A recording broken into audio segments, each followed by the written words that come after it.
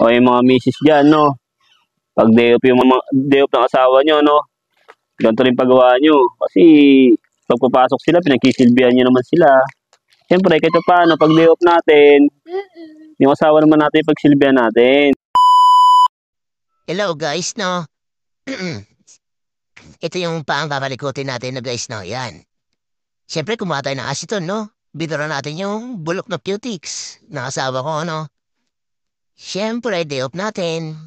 Yan. Kailangan natin siya naman yung aasikasuin natin, no? Yan. Kinukot-kot ko na yan, no? Anitag mo na yung asawa mo o boyfriend mo, no? Na para marita niya to, no? Para pag day off niya, hindi pa na yung motor yung inaasikaso niya. Kung ano-ano, oh. Tambay, pag day off yan, ikaw naman yung pagandahin niya at asikasuin niya, yan, oh. Ano, kinukot-kot ko na, no?